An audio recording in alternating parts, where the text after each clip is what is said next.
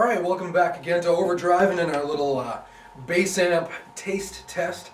Here we have the Genz-Benz Neo-Pak 3.5 head and the NeoX 112. It's kind of breaking from the rules a little bit with the Phil Jones bass combo and the Mark bass combo. This is actually a head in a cabinet, but I figured, you know what? It's here in the store and it's close to the same specs as the other amps that we're trying out. So I figured I'd throw it in there just for good measure. And because it's Genz, it's one of the brands that isn't really out and about as or as my American friends might like to hear, oot and a boot. Anyways, enough for Terrence and Philip. It's one of the brands that isn't really in a whole lot of stores. It's in quite a few, but not all of them. You're not going to see a lot of Genz-Benz around. So I figured I'd give you a chance to give a little listen. Again, left channel is going to be a DI. The right channel is going to be the mic set up here in the room. I've got my bass set flat. Pickups are up full. Everything on the amp is set flat. And let's just get to it. All right, here we go. Yeah. And just to excuse my brain fart there for a second. Oh yeah, this is what I was going to play.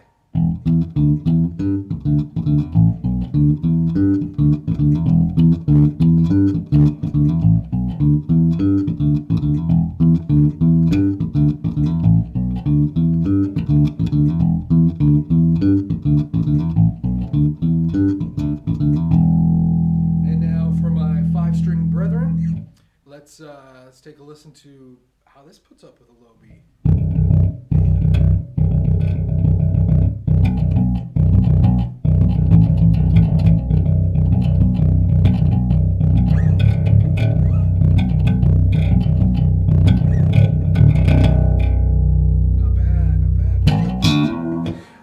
Fact that after the course of this evening my left ear is going to be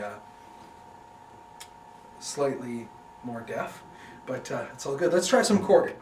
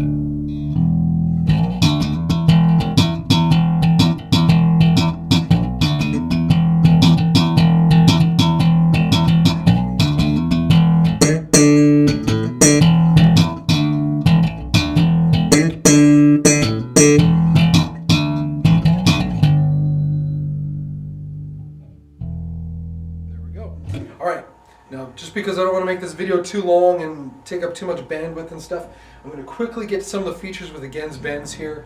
The signal shape, here's the low boost.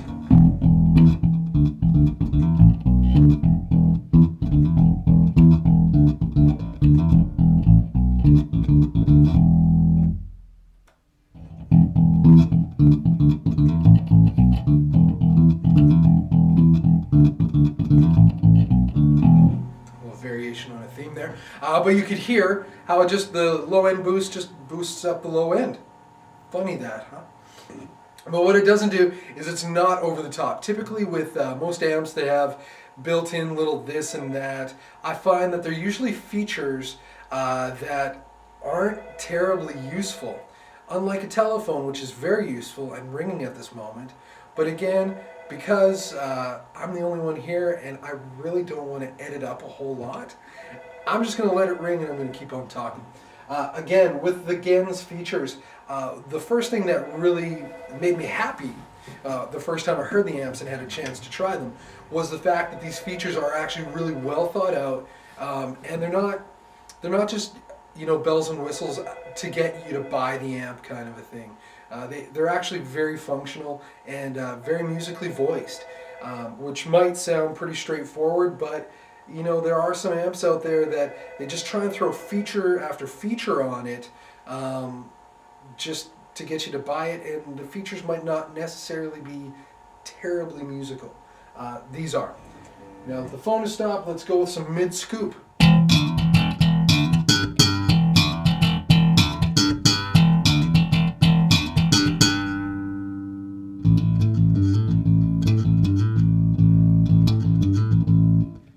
do I want to play?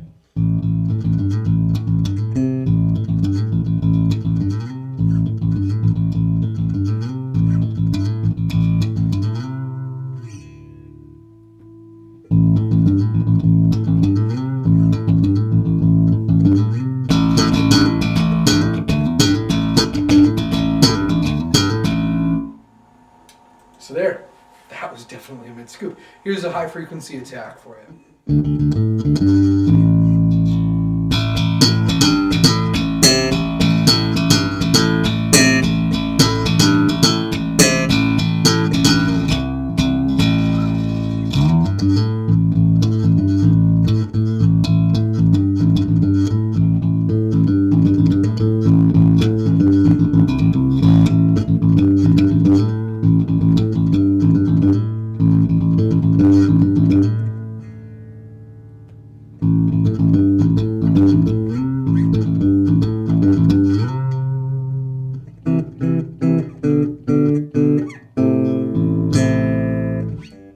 So there we go. You can hear that they're all fairly musical.